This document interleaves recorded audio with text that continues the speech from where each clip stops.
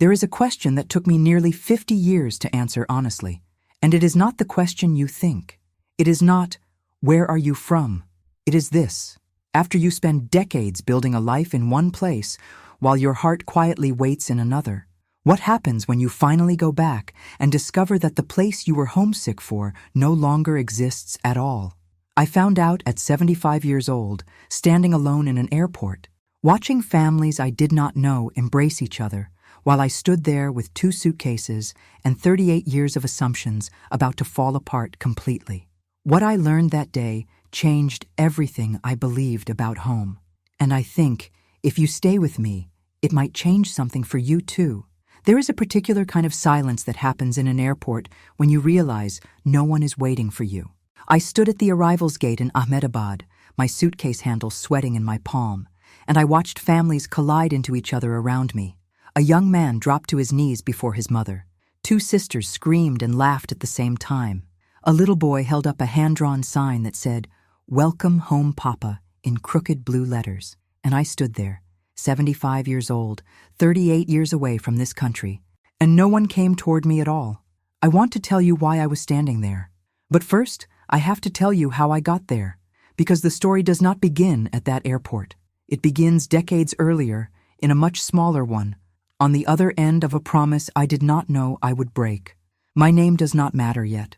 What matters is that I was 29 years old when I sat across from my mother at our kitchen table in Vadodara, and she held both of my hands in hers, and I told her I would go to America for 3 years, maybe 4, and then I would come home. 3 years, she repeated, as if testing the weight of the number in her mouth. 4 at the most, I said. I will save enough. I will come back and open the tailoring shop we always talked about. I will be here for your birthday, every single year.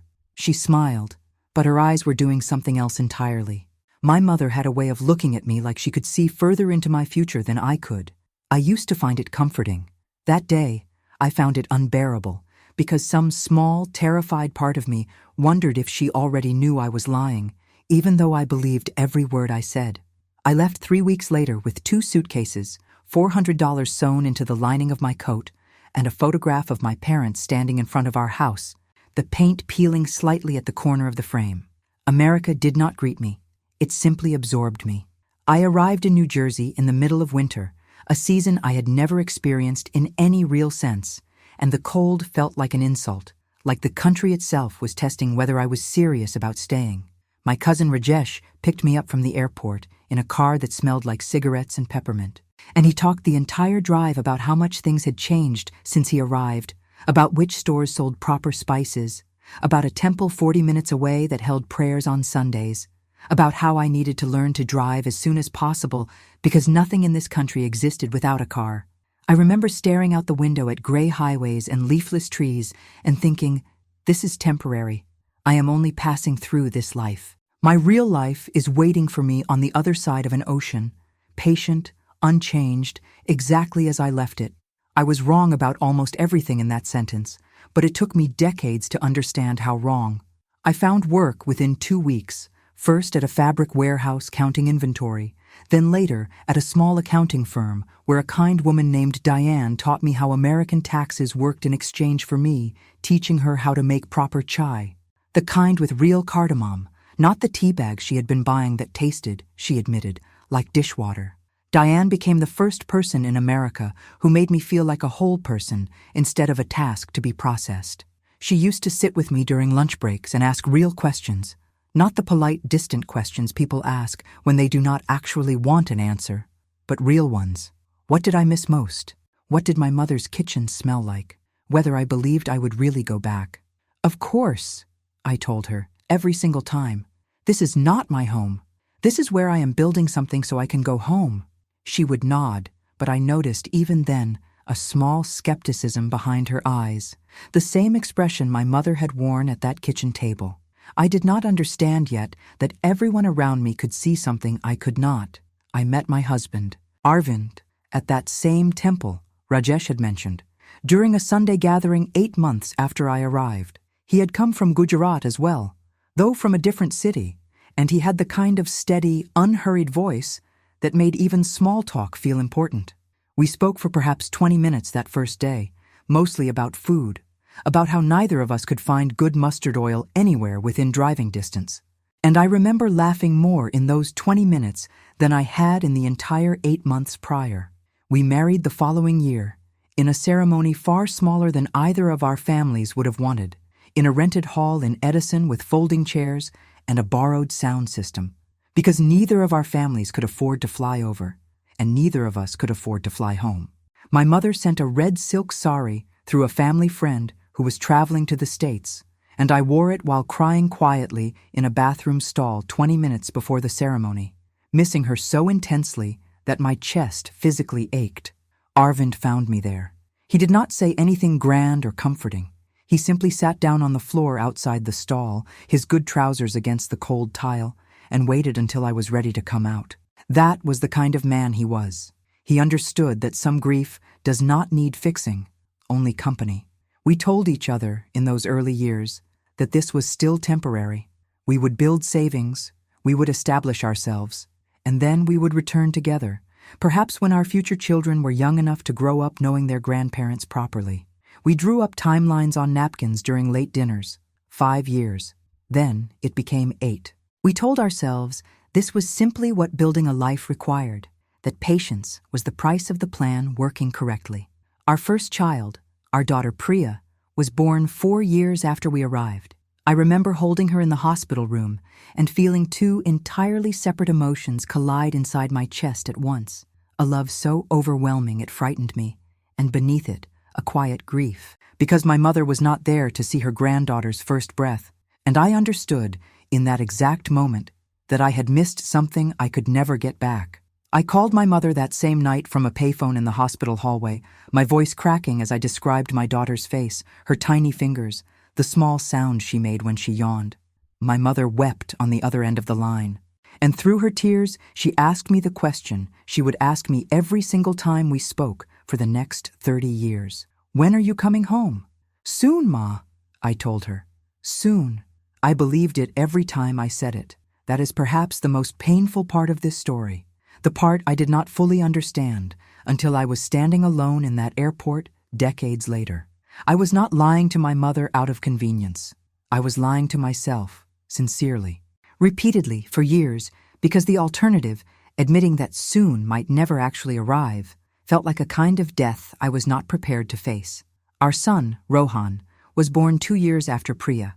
By then, we had moved into a small house in a town with good schools, the kind of practical decision that quietly reshapes an entire life without announcing itself as significant. Arvind had been promoted at the engineering firm where he worked. I had begun keeping the books for 3 small businesses owned by other families from our community. We were, by every visible measure, succeeding.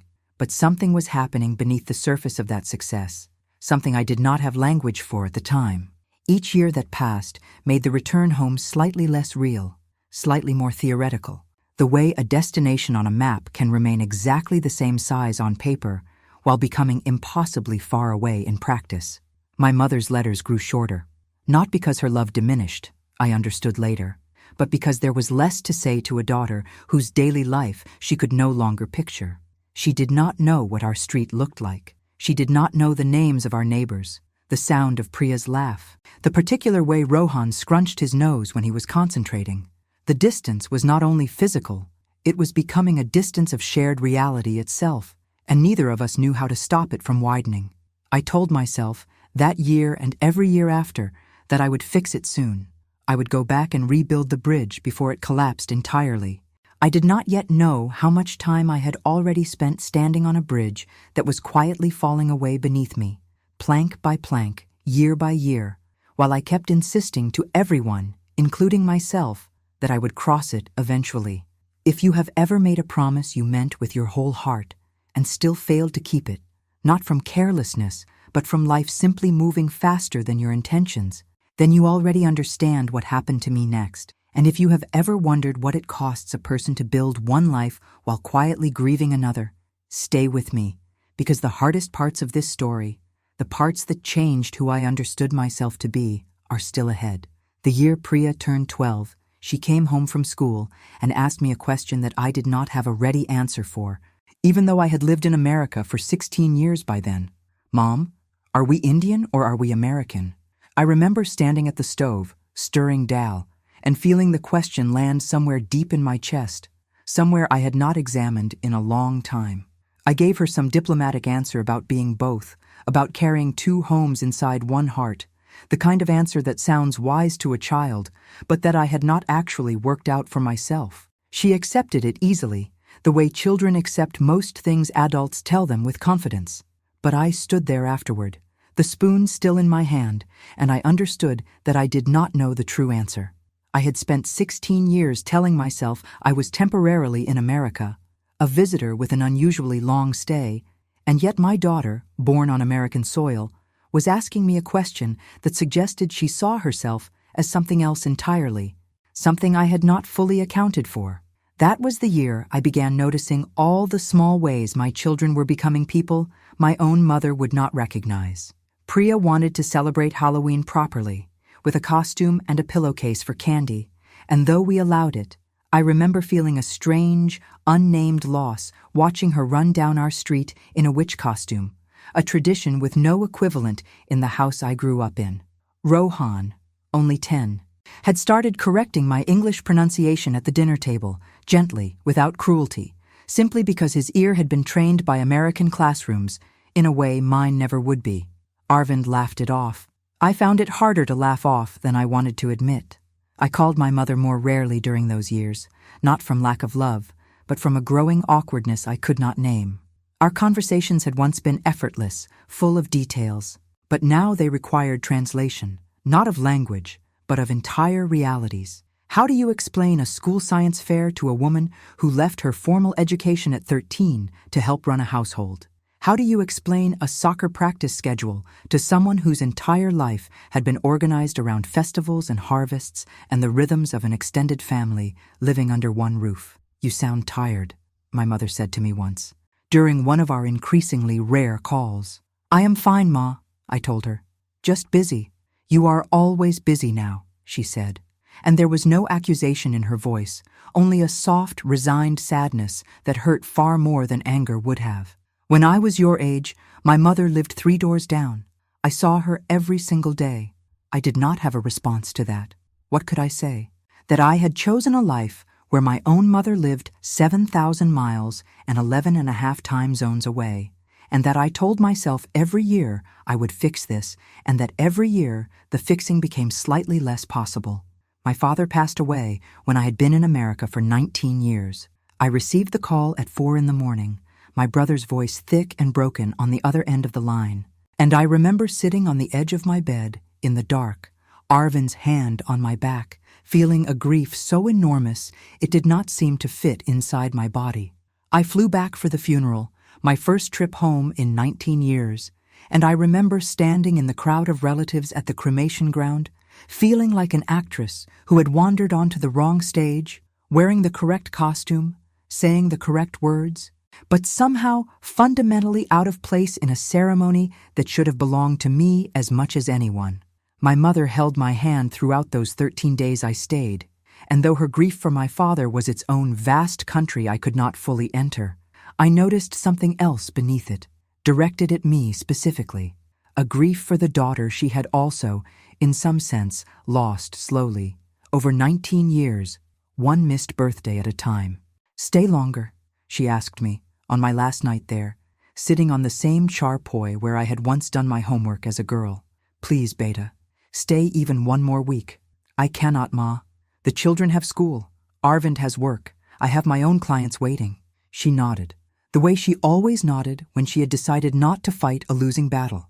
And something in that quiet acceptance broke something in me that I did not fully feel breaking until years later.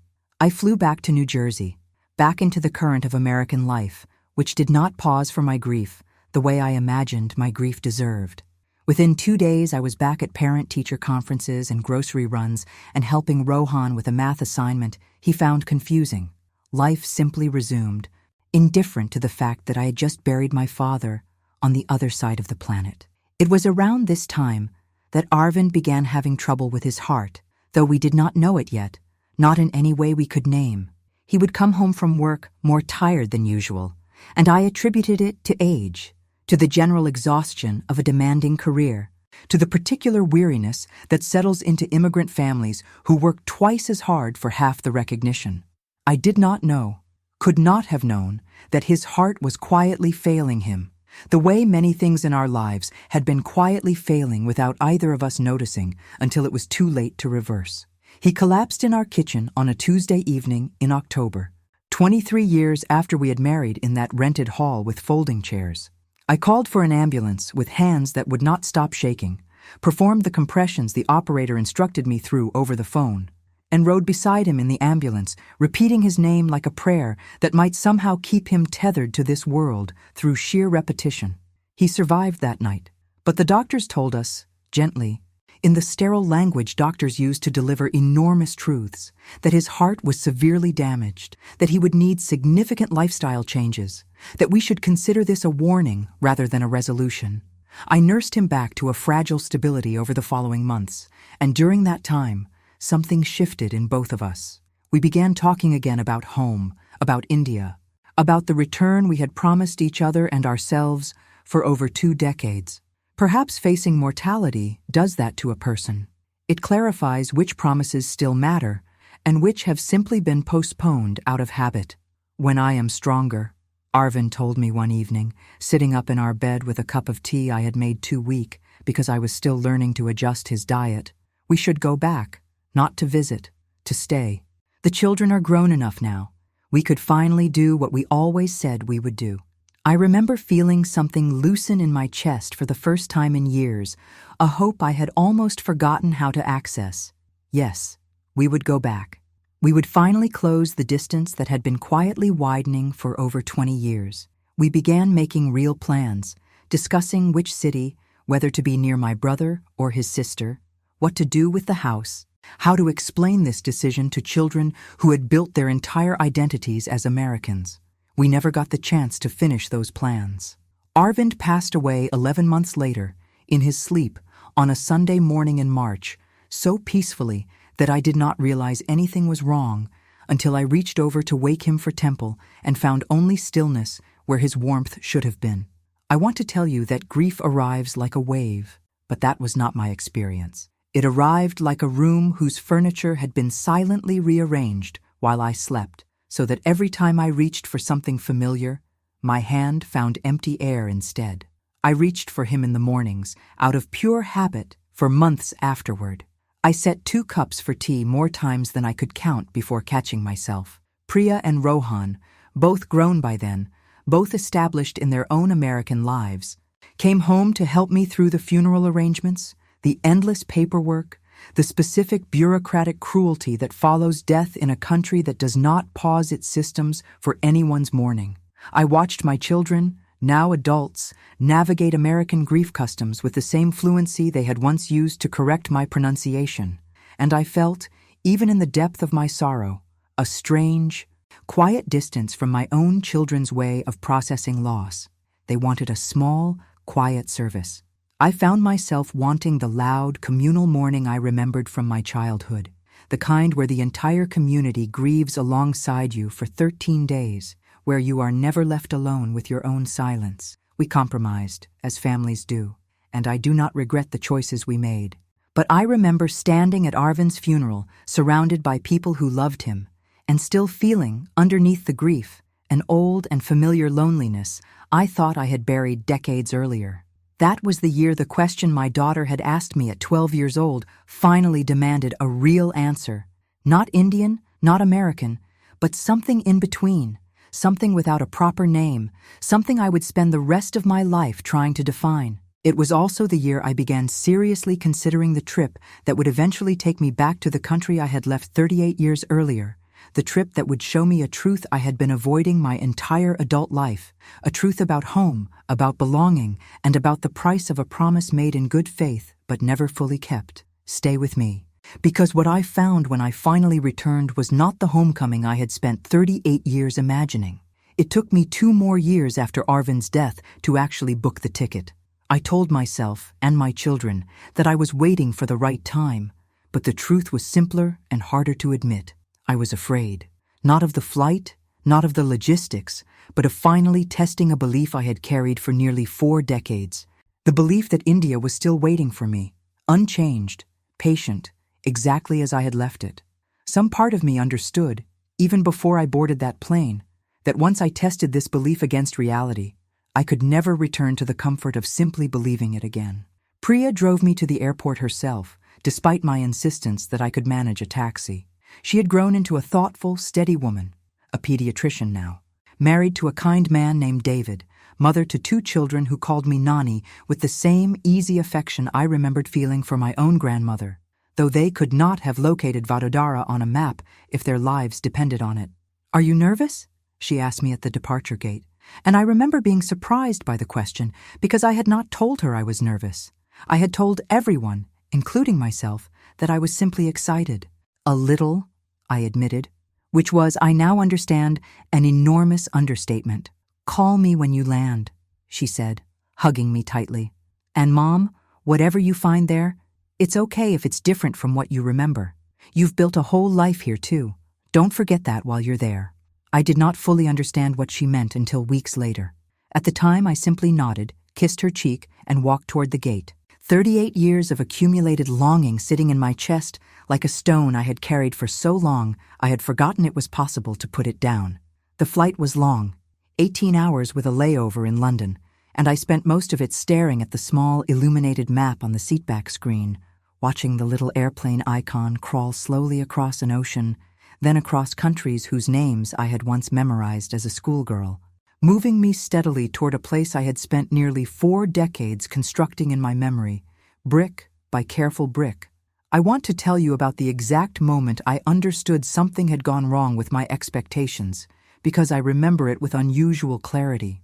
It was not the airport, though the airport was disorienting enough. Glass and steel and digital screens where I remembered concrete and ceiling fans and hand-painted signs. It was not the taxi ride into the city, though I did not recognize half the roads we traveled, wide highways cutting through what used to be open fields where my brother and I once flew kites.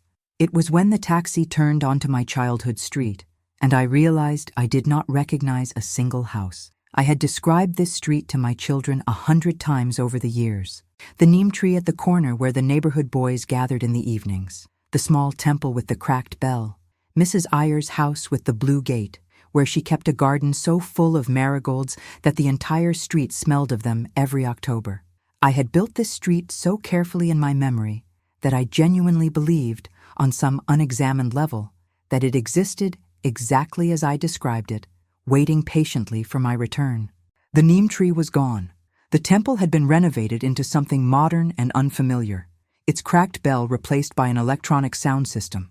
Mrs. Ayer's house, if it still existed at all, had been swallowed into a row of nearly identical apartment buildings that I could not distinguish from one another.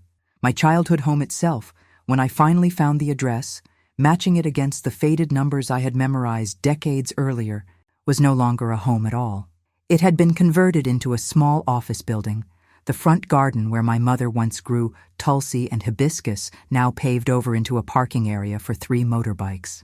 I stood on that pavement for a long time, my suitcase beside me, feeling something inside me quietly reorganize itself, the way furniture rearranges itself in an empty room. I had spent 38 years homesick for a place that, I now understood with a clarity that felt almost violent, no longer existed anywhere except inside my own memory. My brother Kieran met me later that evening, older now, his hair fully gray, his once lean frame softened by decades I had not witnessed. We embraced for a long time on the pavement outside his apartment, and for a moment, holding him, I felt something close to the homecoming I had imagined. But even that comfort came edged with a strange formality, a carefulness in how we spoke to each other, as if we were both auditioning for roles we used to inhabit naturally. "You look tired," Kieran said, echoing, without knowing it, the exact words our mother once said to me over the phone all those years ago. "Long flight," I told him, though we both understood there was more to it than that. Over the following days, I visited relatives I had once known intimately and now knew mostly through decades-old photographs and occasional phone calls. My cousin Anita, who I remembered as a mischievous teenager sneaking mangoes from the neighbor's tree, was now a grandmother herself, running a small business, speaking to her own grandchildren in a rapid modern Gujarati peppered with English words I did not recognize. A linguistic evolution that had happened entirely without me. They were kind to me, all of them, generous with their time and their food and their careful hospitality. But I began to notice something in the way they spoke to me, a subtle formality, the same careful politeness you might extend to a respected visitor rather than the easy, unguarded intimacy reserved for family who never left. "How long are you staying?" people asked me repeatedly, and I understood with each repetition that the question itself carried an assumption I had not fully processed. They were not asking because they expected me to stay indefinitely. They were asking because they assumed correctly that I would eventually leave again, that I was, in some fundamental sense, a visitor now, regardless of where I had been born. I visited my mother's grave on the 4th day, sitting beside my father's, in the family plot outside the city. I had missed her funeral 3 years earlier, unable to arrange the trip in time, arriving only after she had already been laid to rest, a failure I had never fully forgiven myself for.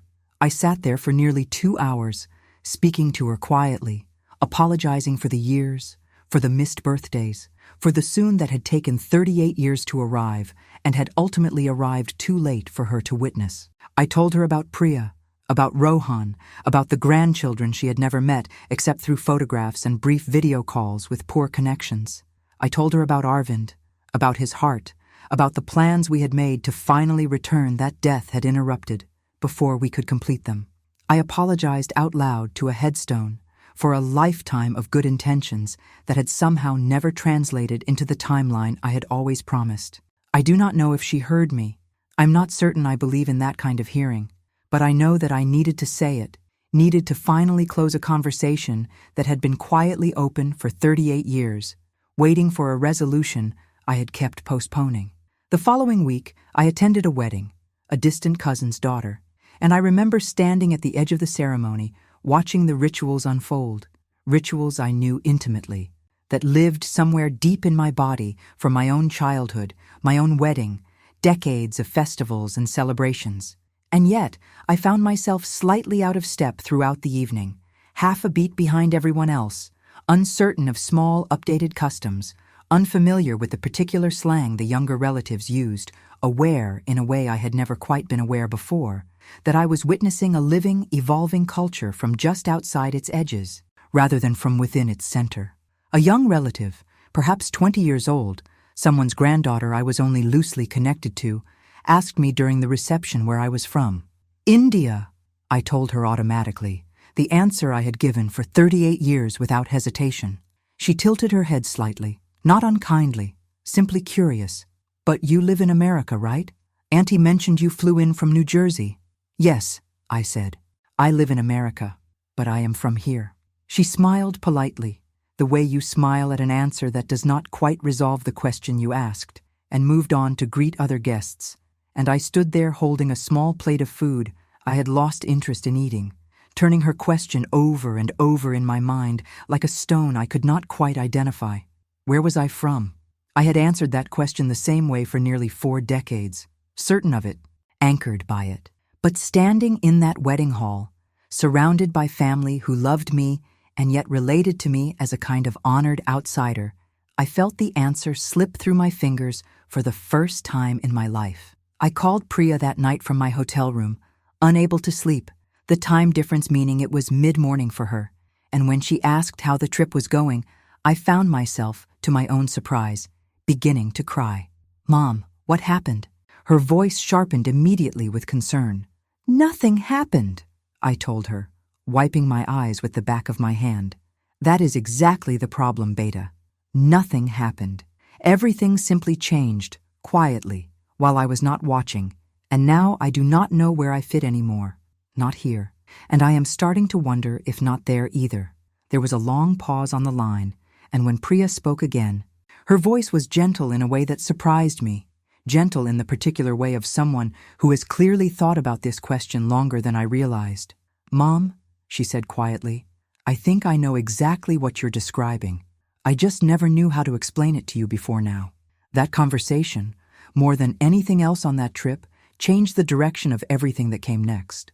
I stayed in India for 6 more weeks after that phone call with Priya, and something in how I moved through those final weeks shifted, quietly but completely. I stopped searching for the place I remembered and started, for the first time, actually looking at the place that existed in front of me. I let Kiran take me to a new coffee shop that had opened near his apartment, the kind of place with exposed brick and expensive espresso that would not have looked out of place in New Jersey. And instead of mourning the absence of the old tea stalls I remembered, I let myself simply enjoy the afternoon, the conversation, my brother's laughter, which had not changed at all, even though everything around us had. I visited Anita again, and this time, instead of quietly cataloging everything unfamiliar about her modern household, I asked her real questions, the way Diane had once asked me real questions in that small accounting office decades earlier. What had it been like, staying? What had she given up, and what had she gained by remaining in the country I had left? It was not easier, you know, she told me, stirring sugar into her tea. People think those of us who stayed had the simple path, and those who left had the hard one. But we built our whole lives around constant change too, Mira.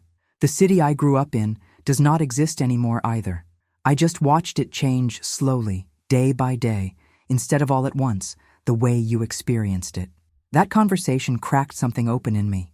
I had spent 38 years believing that I alone had lost something irretrievable, that the people who stayed had preserved an unchanging world while I had sacrificed mine by leaving.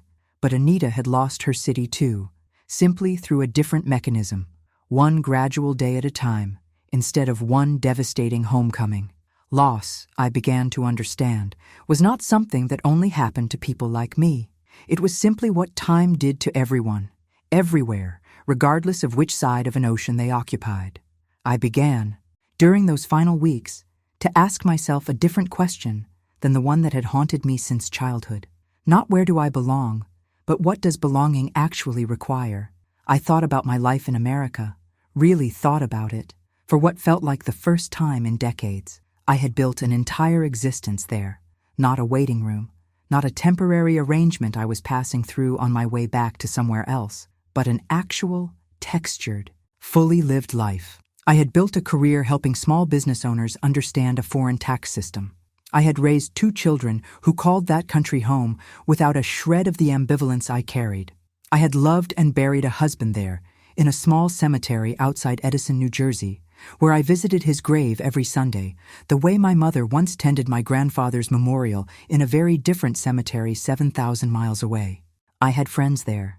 Diane, though older now and retired, still called me every few weeks, still asked real questions, still remembered the exact way I liked my chai.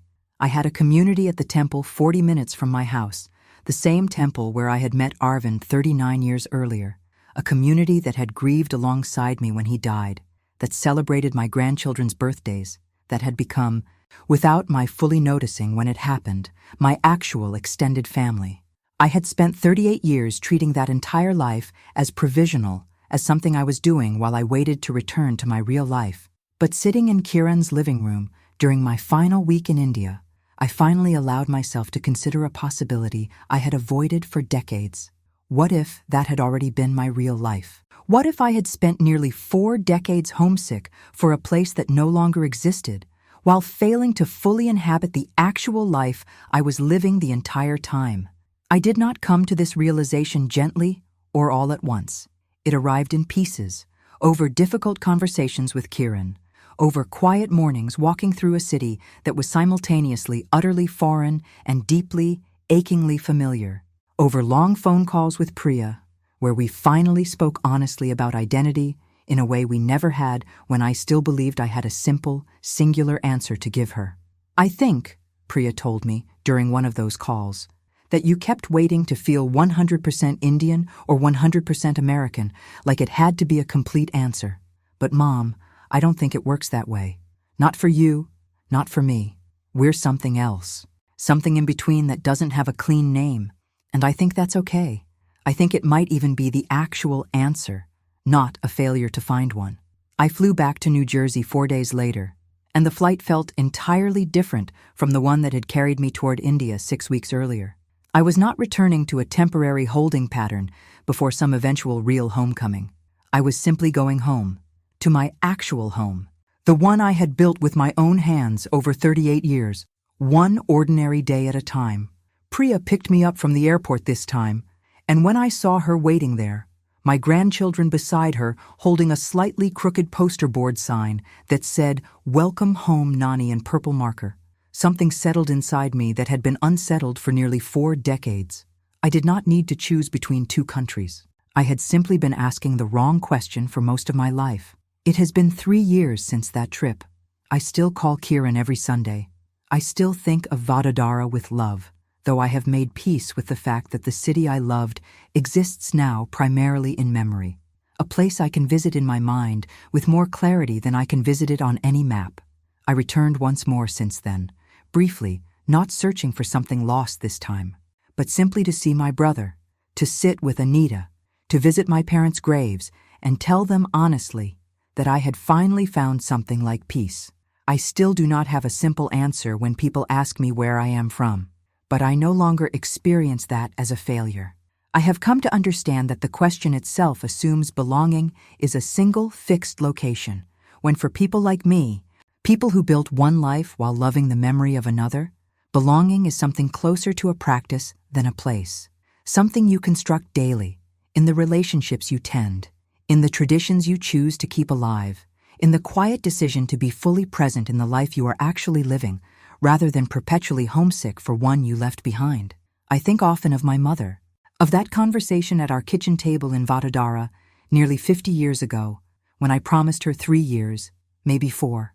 I understand now that I was not lying to her. I simply did not yet understand that a life, once you begin building it somewhere, has its own gravity, its own momentum, and that the promises we make at 29 do not account for the person we will become by 75. If she were here today, I believe I would tell her this, that I did come home, Ma, just not in the way either of us imagined at that kitchen table. Home turned out to be something I built rather than something I returned to.